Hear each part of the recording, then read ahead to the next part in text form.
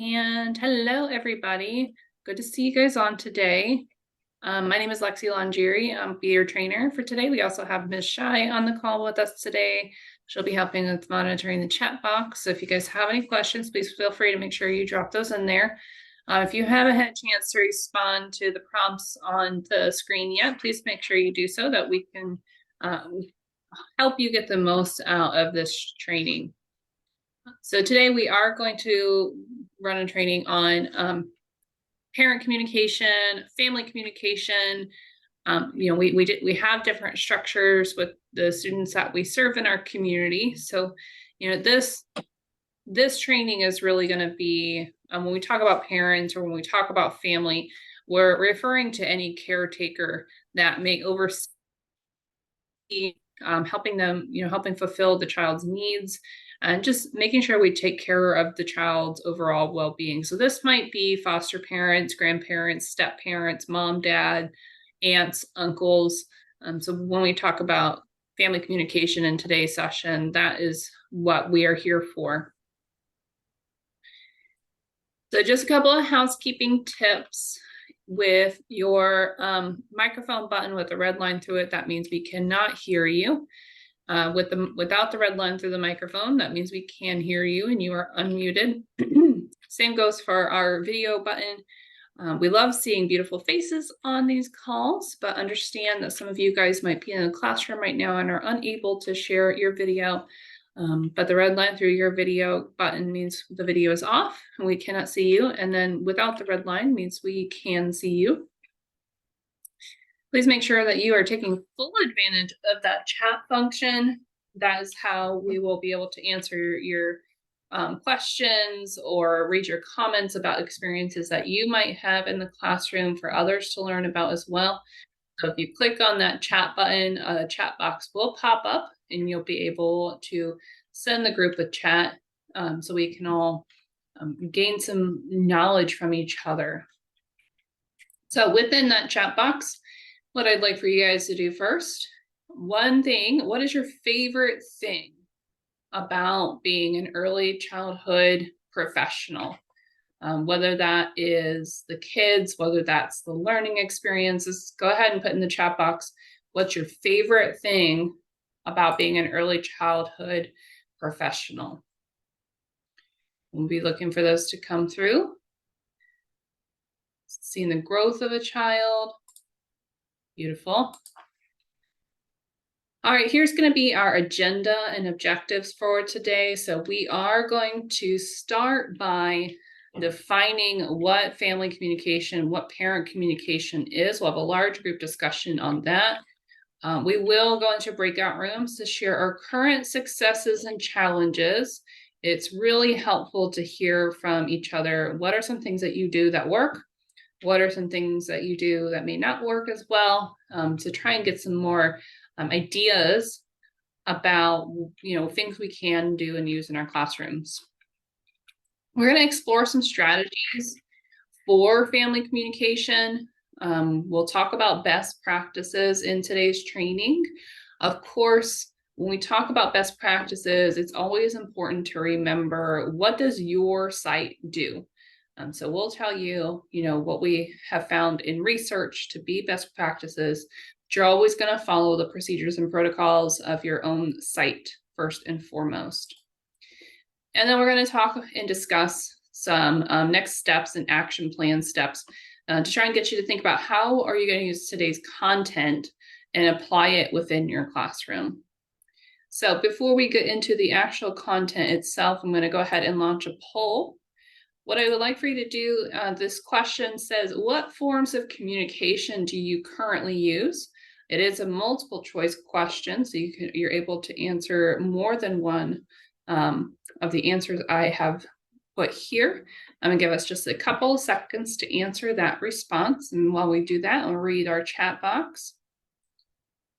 We love kids, working with them, teaching in the moment, watching them apply things in actions, help parents care and educate their child and interactions with children, one-on-one conversations with children, communication between adult and child, growth of a child, seeing gradual growth of students, and seeing them bloom over the course of time. Beautiful. All great responses. Very common theme trending through here. We're all here for the kids. We're all here to support the kids as it should be. I'm gonna give us just a couple more seconds. There's about 2 more friends that haven't done the poll yet. Give them an opportunity. And I'm gonna go ahead and end our poll and share our results. So it does look like about 80% of you guys are using some sort of family communication app. And then it looks like about half of you guys are using Notes Home. And another half are using family conferences. And then about 40% of you are using other forms of family communication. Those 4 of you that listed other as a form of communication, if you can put in the chat box, what are some other forms of communication that you currently use to talk to families at home about what's going on in the classroom? Love to see what other areas of support you utilize for communication within your classes. All right, so first we're going to define what parent communication is.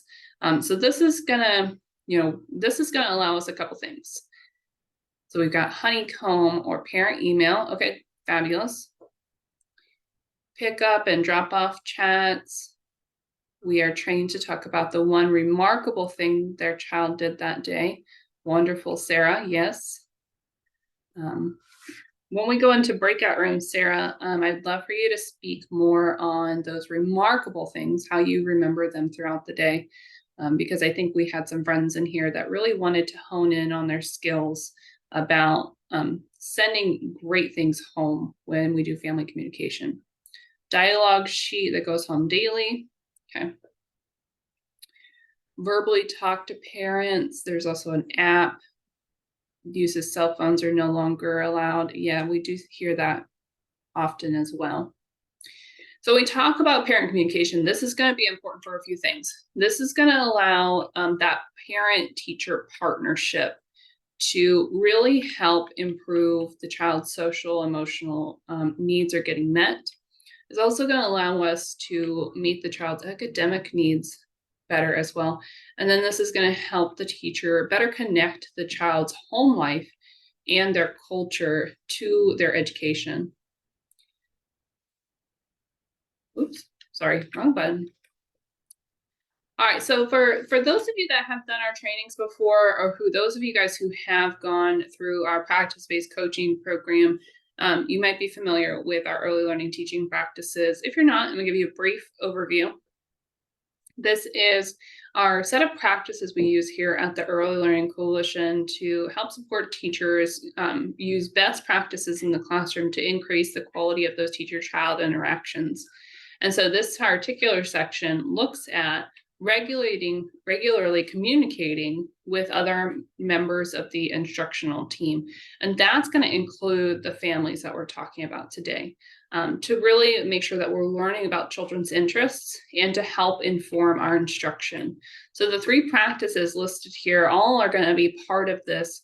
We want to make sure that we're inviting families to share about their personal values and preferences, for sending and receiving information about the child and program activities. We're also going to be making sure we share information about the child's classroom activities, progress, and accomplishments, and then making sure that we are using those methods of communication to collaborate with those families to help us plan our lessons, help us establish objectives within our teaching realm, and then making sure that we are addressing children's individual needs. Many of you are familiar with CLASS. CLASS is the classroom assessment scoring system. This is the observational tool that's used for program assessments.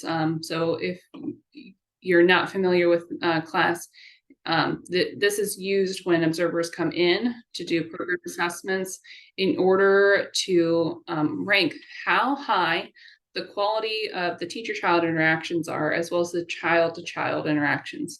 So parent communication can assist with behavior management. This is going to help increase that teacher sensitivity because the teacher is going to be a little bit more knowledgeable about how the child's doing. Maybe they didn't sleep well, maybe they forgot to eat breakfast, maybe something that's happening at home. So it's going to increase that teacher sensitivity. And then it's going to work on concept development as well, because we're able to communicate with families, better ways that their child learns in the classroom. And we'll be able to make those adjustments if we know that information.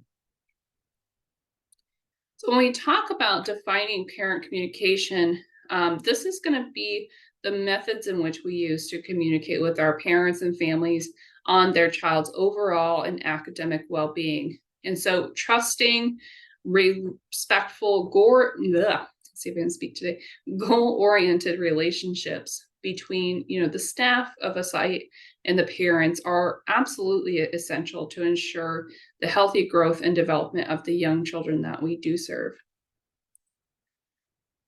When we think about parent communication, we're going to use this for a couple different reasons. When it's used effectively, we are able to better attend to the individual needs of a child. We're better able to build a good parent-teacher relationship that allows the parent to become an active part in their child's learning. We hear sometimes that teachers or directors do use parent communication, but maybe the families aren't very involved. But as long as we're creating those opportunities for them to be involved, there is going to be that increased chance that they are able to become a more active part in that learning process. And then teachers can better connect the child's culture and home life to the classroom. So we've got just a short video for you here. We're going to watch just a quick short video here. It's just about 1.5 minutes long. We're going to watch this video before we go into breakout rooms. What I would like for you to do as you're watching this video is think about the ways you currently use parent communication in your classroom.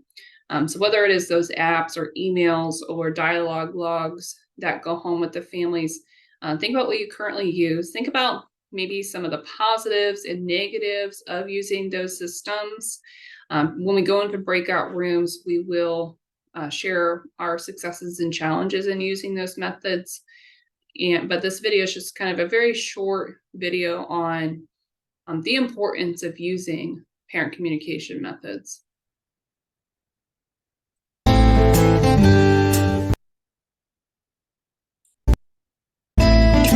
The data that was shared, it tells us what parents are looking for, but that's a general overview, and that's a great place if you have no data and you can't talk to parents. But what we found is that our parents don't always know the lingo of what social emotional learning is, and we could have an idea and we're teaching one thing and they're like, and so we've had to scale it back and say, what's the best way to contact parents? We've given surveys in the past, they've worked. Zoom has worked for a while, but people are Zoomed out. And so we've had to say, this one family, like really get granular. One family may like text. One family needs a phone call. 3 families need to only talk to the staff member that they have a great relationship with, because if someone else calls them, they're not going to pick up or they're not going to be available. And so I just think that it's about being creative, and it's not doing the same exact thing and expecting a different result. And just because parents don't fill out a Google survey that we use in the workplace that works for half of us, doesn't mean that the parents aren't invested and that they don't want more for their kids and they don't know what they want. So it's up to the providers to figure out a different way that works best for all of the parents, not just the ones who respond best to email or respond the best way that you like to communicate. So when we think about, making sure that we are targeting as many of our parents as possible, it is important to remember that sometimes we might have to have a couple different ways of communication with our families in order to reach the majority of our classrooms. So we're going to go into breakout rooms now, and I will lead one breakout room as Shai will lead the other one. And we're just going to talk about current successes and challenges in using our current methods of family communication. So we'll be in breakout rooms for about, we've got 6 in the rooms. So let's do about 4 minutes in breakout rooms to share what we have. So you'll be automatically sent to a breakout room. And then at the very end of those 4 minutes, you'll automatically be brought back into this main room. Does anybody have any questions about what we're doing before we go into breakout rooms?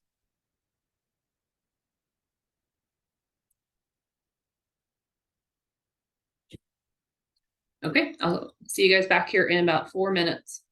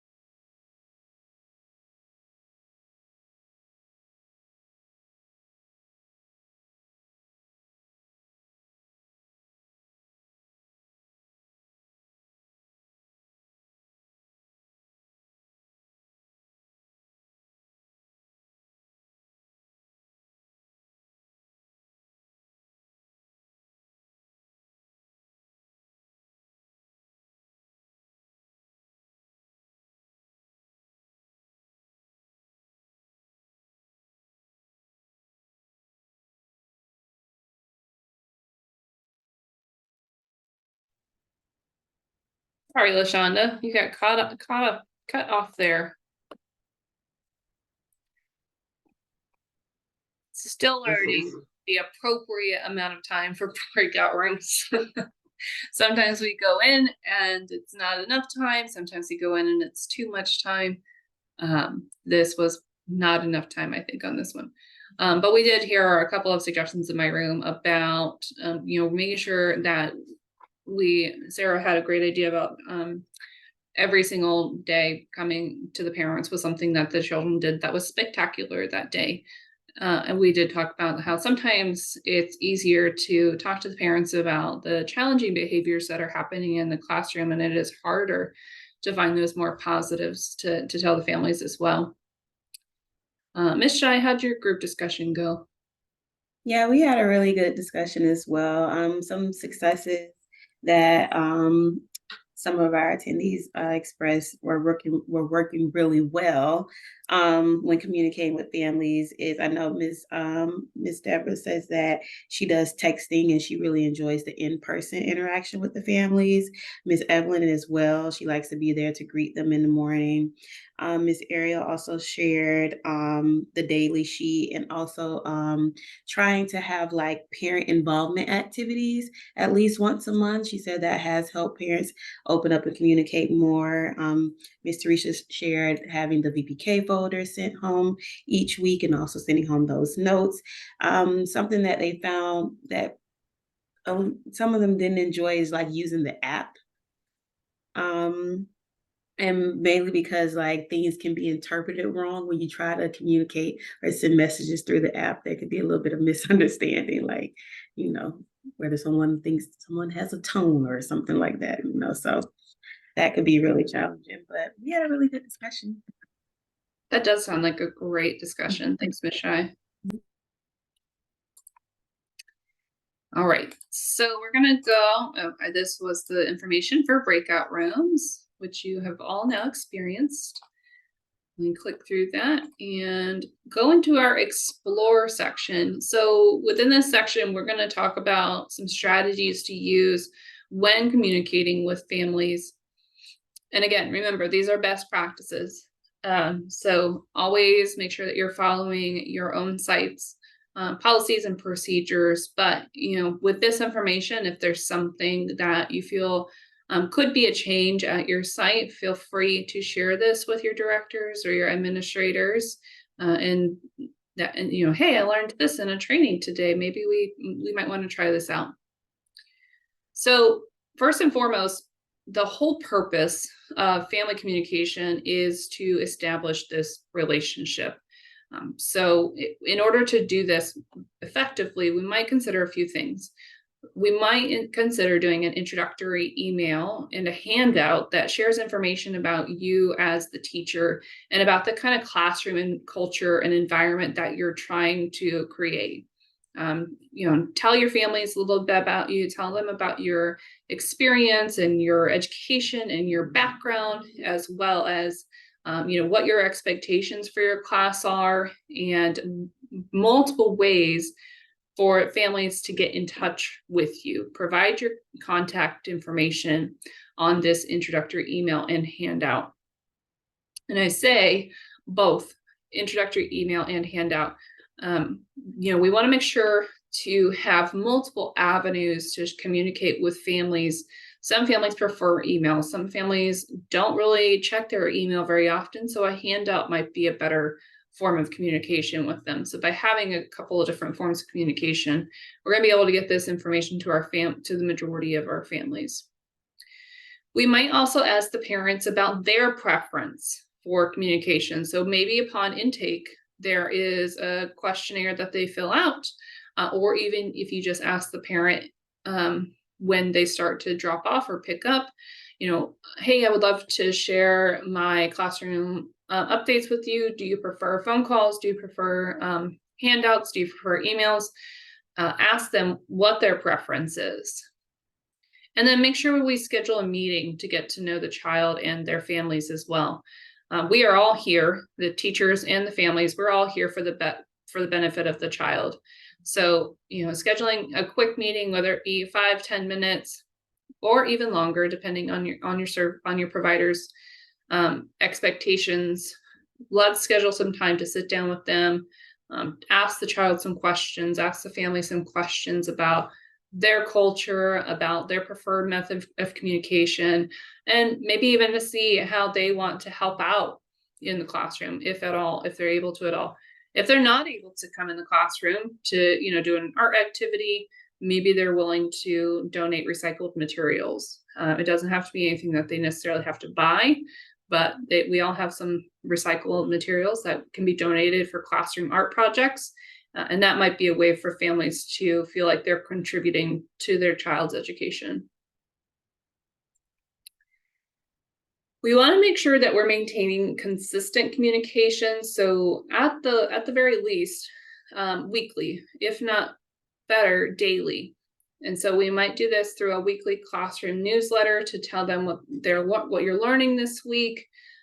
This might also include some suggestions on activities to do at home to reinforce the activities that you're doing in your classroom throughout the week. If required, daily reports that highlight the child's physical and emotional well-being. So, did you notice a scratch on their face today? Were they more happy than usual? Were they more sad than usual? Provide those updates to the family on a daily basis. And make sure that your contact information is up to date. Remember, we want to try and do a couple different methods of communication. So whether that is a space in the checkout book for the families to write a quick note about, whether that's an email address that you've given your families. However, make sure that if you change your email, that your families are up to date on your new email, or if there's been a change in processes for the checkout procedures, make sure the families are aware of those changes in the procedures that you're changing. When there is a concern with the family or even with you as a teacher, make sure you try and address it as quickly as possible. So let's try and quickly schedule a meeting, whether this be in person or on Zoom. So we want to make sure when we are getting ready for that meeting that we create a plan to address the concerns. Teachers do need to be objective and stick to the facts. We'll talk a little bit here in a few slides about how to talk to families about challenging behaviors, and we'll go over this a little bit further. Make sure that when there is a concern that you're documenting, document. Write everything down that you feel might be relevant to talking with the families. The more information that you have, especially, when did it happen? What triggered it? What was the time? What was happening around that behavior? Try and stick to the facts, the only things that we see or hear happening in the classroom. And when we talk about being objective, we want to make sure that we're just sticking with those observations. Statements like, I think he was mad at me.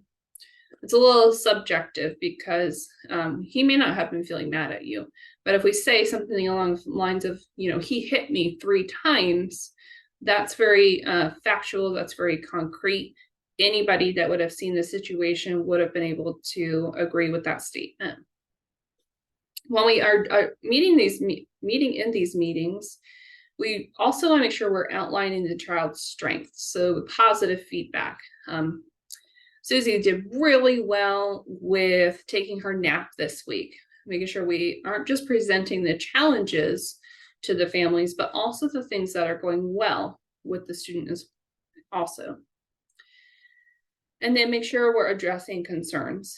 So sharing those observations, again, not assumptions, being an active listener. So, present your concerns, and then we're going to listen to what the family has to say. Maybe they're having the same problems at home, or maybe they've dealt with this previously and they've tried a couple different strategies. They might be able to give you something to try out in the classroom to help you address the challenging behavior quickly. And then apply what the parent shares to better understand the concerns that you're presenting. Step 4, we're going to create a plan. This is going to be a plan with everybody involved, the families, the teachers, the directors. We're going to discuss strategies to support the child's needs. So this might be, okay, I've tried A, B, and C. A worked kind of for a couple of weeks. B didn't work at all. C, I haven't tried yet, but I want to try. Do you have any ideas? Do you have any suggestions? Really allow that family an opportunity to share what they know about their child. Teachers can provide classroom resources to support the child. So, but parents can also supply resources as needed. So maybe it's a stuffy for nap time. You know, if they're having a really hard time sitting still at nap time or just even laying down at all, let's see if a stuffy will help. Or a family picture. Maybe they're really missing their mom during the day, and that might be creating a lot of meltdowns and crying spells. So maybe a picture of the whole family where the child can easily access it might help address that need for the student. And then we want to make sure we're tracking and sharing progress. This might take a few weeks to see progress. Trying out new strategies does take time, but if we are tracking it across multiple weeks, we'll be able to better say, yes, this is working, or no, this is not working. Let's come up with another plan. And that's just going to take some data collection on the teacher's part. Does anybody have any questions about the strategies that we've talked about so far?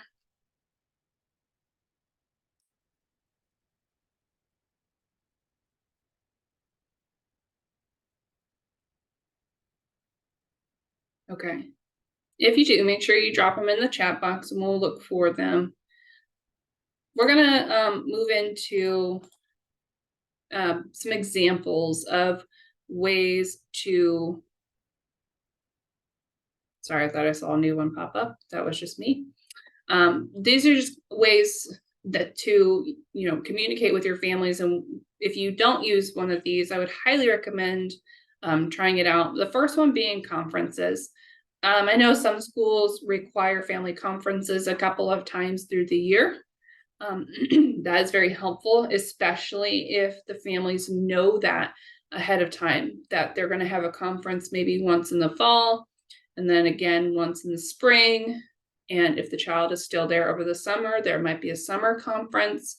That way they know that there's going to be a designated time for them to check in with the teacher, hear the child's successes and hear the child's challenges.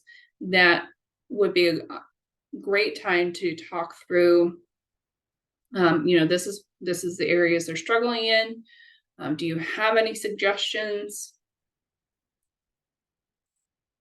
Daily reports. Yes, we can definitely share the slideshow afterwards. Daily reports are very helpful. This can help keep track of the students' needs across a long period of time with a little bit more detail for the teacher to look at and for the families to look at. So we can track a few different things depending on what age group that you primarily support. Will definitely change what kind of daily report you give to the families. For example, infants, we track meals, we track nap time, we track diaper changes. Whereas a pre-K child, we might only track how long they slept at nap time and what activities they did that day. So your daily report will change depending on the age group of children that you're supporting. And then monthly newsletters are another great way of communication. We can talk about what's the theme of the things that we're learning about in the classroom. What are some ways our families can participate or contribute to that learning experience? Maybe we need to have them donate some toilet paper rolls for an art project. Or maybe we're about to go on a field trip to the zoo and we need some family support on that trip to the zoo. If our families don't know about it, then they can't offer to support us on it. So make sure that you are communicating on a regular basis as much as possible.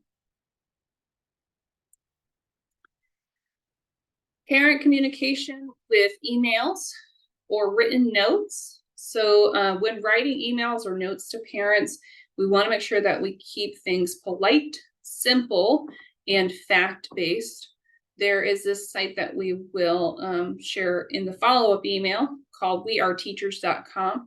There are some really great tips and tricks on this particular website, as well as some email templates that might be really helpful and beneficial. If you don't have an email template for your emails or written notes, this could be a great starting place to look at to create your own templates. As a note on this website, not all of the templates are going to be applicable to the early education setting.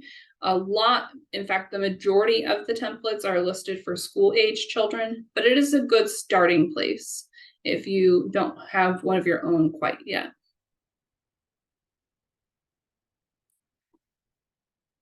So a couple of things we want to make sure, when we talk about communicating about challenging behaviors, there's a few things we want to keep in mind. Before we have a sit-down conversation about challenging behaviors, we want to make sure we have data ready to discuss with the family. So how often did it happen that day or that week? What was the intensity of that challenging behavior? We also want to make sure when we're communicating about challenging behaviors that we set aside some time that is in a quiet, undisturbed space so that the family is not rushed. If you're having to make this communication attempt over the phone, we want to make sure that the family is in a space and time that they can have these kind of longer conversations with you. So, maybe when we pick up the phone and we call them, we want to say, hey, I want to talk to you about something. Is now a good time? If it's not a good time, what's a better time for me to call you back so that we are not rushed and we are undisturbed? We want to make sure to also present the behavior. So are they hitting? Are they biting? Are they screaming? Are they in danger to themselves or others? The data that you've gathered around that behavior, and then allow the family to respond. When we come to these meetings, and even when we're talking with families, we want to come up collaboratively with some suggestions on how are we going to prevent this behavior moving forward? How are we going to change the way that we respond to this behavior? And what are going to be some new skills that we want to teach the child to replace this challenging behavior? We want to make sure to allow the family to make some suggestions first. They know their child better than anybody else. If we're having a challenging behavior at school, it is very likely that they're experiencing that same challenging behavior at home. So allow them to share their wisdom and share their experience and knowledge about what does and does not work for their student. If they make a suggestion about an adjustment that you have tried in class, but it has been unsuccessful for you, there might be some conversation around some details in the way that it was approached at home versus the way it was approached at school. That way we can make sure that the details align with how we want to prevent, respond, and teach new skills moving forward. Any questions about communicating about challenging behavior?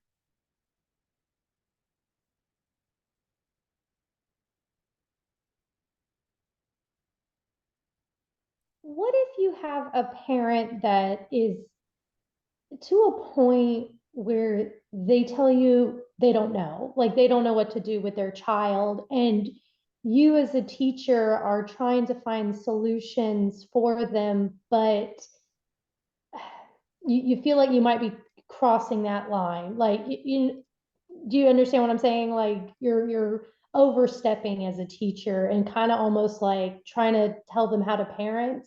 Mm-hmm. I've ran into that where I feel like I get uncomfortable. Like I don't want to tell anybody how they should parent their kid. Because like you said, you're absolutely right. Like I don't know your kid when they're at home. I know how they act at school. But I've had a lot of parents come to me because as a supervisor now, I do get those hard, difficult, like I guess moments with the parents where I have to talk like, okay, your child hit this teacher. And this is the, these are the facts behind it with the incident report forms that we have. And then we try to ask questions and they're like, well, yeah, little Johnny does this at home. We don't know what to do. And you're like, you want to make a successful plan for this child, but the parent, I guess, isn't making, I guess, any solutions themselves. So how do you tackle that? Yeah, that's a great question, Sarah. My best practice suggestion is going to be to come with resources of the suggested adjustments that you're going to present in that meeting. So, maybe it's that we're going to, work on using our words instead of hitting. We might come with a couple of resources, some high quality resources, credible resources about addressing that specific challenging behavior, and present a couple of different resources to the families of like, if we try and adjust it this way, this is what we can expect to happen. And then this is how we would need your support at home. And it would outline in detail those steps and processes for the family, because sometimes our families don't know. They don't know what it takes to raise a child, and they don't know how to address those challenging behaviors because, they were raised that spanking fixes things, or timeout fixes things. And we now know that those items don't really work. So we're going to make suggestions, but we want to have some research to back us up in our own suggestions that we're making to the families. So that would be my recommendation, is whatever suggestions we're going to make to the family, have some resources to back up those suggestions. You're welcome. Good question. We also want to make sure, directors are involved in these communications. I know we have a couple of directors on the call with us today. So, with the teachers that you're supporting in your classrooms, make sure that you know about these challenging behaviors that are going on, but make sure that you as a director are also consistently communicating with your families. That way, if a family and a teacher are having problems, you're not finding it out at the last second, and when there's no chance of it being repaired. But as a director, we also want to reach out to our families for good news as well, not only about challenging behaviors with our students. We want to also encourage directors to have designated time throughout the year to discuss the family's students' progress. Again, so this might be a couple of designated conference times where the families can meet directly with the directors, so that the families can share their successes and challenges with the children in the classrooms. And the director should also be helpful with the teachers in setting goals with the families. So whether the director attends the family conferences, or maybe there's a family feedback session once a year, have families meet with directors to set goals for their students. And then, just like with our teachers and families, make sure as a director for families that you're offering multiple methods of communication. So make sure the families have a working phone number for you, a working email, a way that they can give you paper notes, or maybe they can text you. Maybe there's a way that they can meet with you on Zoom or in person throughout the year. And also, for both directors and teachers, whatever form of communication we use really needs to be a two-way communication. It's not just us sending information to the families, but is there a way for that family to respond back to us? So two-way communication is really critical in whichever methods we end up choosing to communicate with our students and their families. So what I'd like for us to do next, we are going to go back into breakout rooms. I know that there was a question that somebody really wanted to learn about, how do we pull out positives for students at the end of the day to share with families? But I would like for you to pick one thing from today's session, one thing from today's training that you would like to try and implement in your classroom whether it's talking about challenging behaviors, well, whether it's coming up with a conference schedule for your site, whether that's getting your director more involved with that parent communication. I would like for you to just choose one item from today's session that you would like to try out in your classroom or try out in your program over this next week.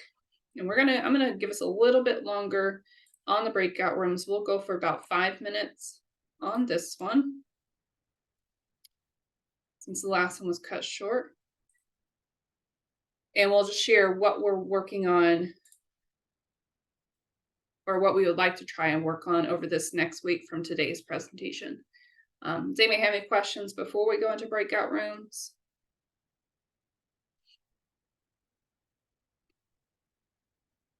Okay, see you guys back here in about 5 minutes.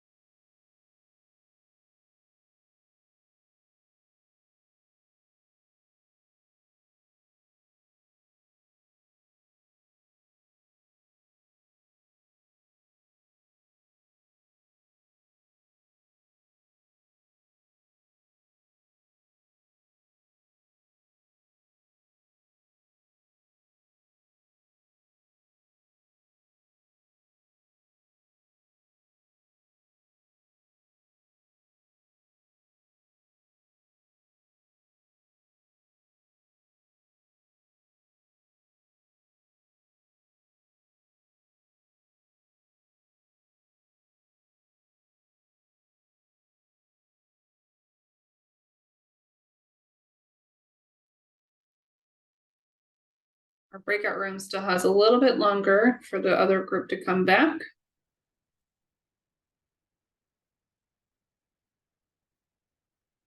They still have about 30 seconds left.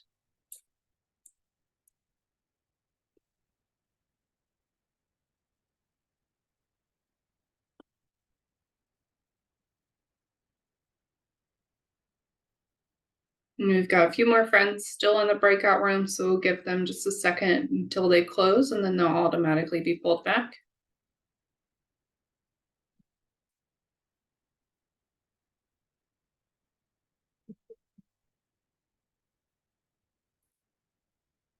All right, so my group, we discussed a couple of friends are gonna try and making sure that they catch those positive things that the students are doing so they can share those back home.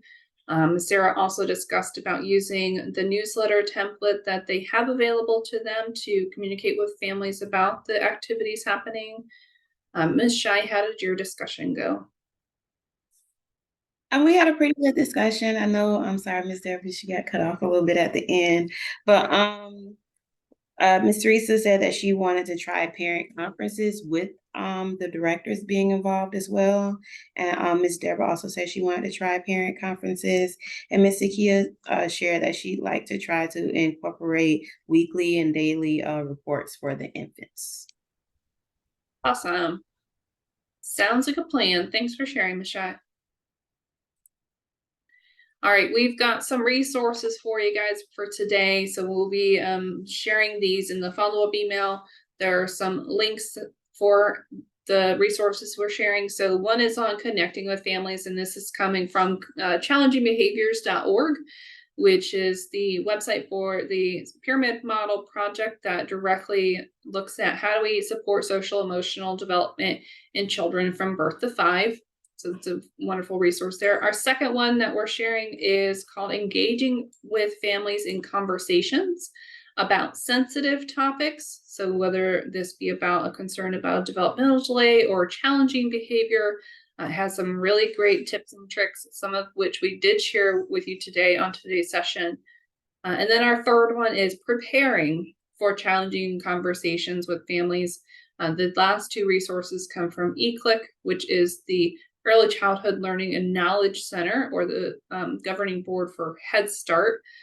We try to make sure our resources that we share with everybody are research-based and come from credible sources.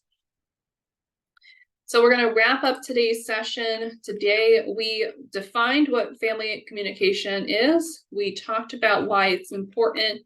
We shared some strategies for using effective parent communication, and then each person identified a next step that they're going to try out either in their classroom or at their site to try and use the practices shared for today. So that's going to wrap up our training on family communication for today. Again, my name is Lexi Laundry. This is my this is my contact information. And we also have for you the evaluation for today's training. Ms. Shai is going to drop that in the chat box right now. So this is how you get your in-service hours. So that link will take you to a Google form. Please give us some feedback on today's training, what went well, what you would like to see in future training sessions. We look at every single evaluation to continue to improve our professional development program. That's also how you're going to get your in-service certificate. Whatever email address you list on that evaluation survey, immediately after you submit the survey, you'll receive an email with your in-service certificate to your email box. Check your spam folder. Sometimes it gets thrown in there. But we're going to go ahead and end our session for today, and we'll stay on for just a couple minutes in case anybody has any last-minute questions. It was lovely to see everybody on this session, and I look forward to hopefully seeing you guys back again in December. We have a training in December on trauma in the early years that's going to be run by the Child Advocacy Center. I'm looking forward to having them as a guest speaker. And we'll go ahead and stop our recording. If anybody needs anything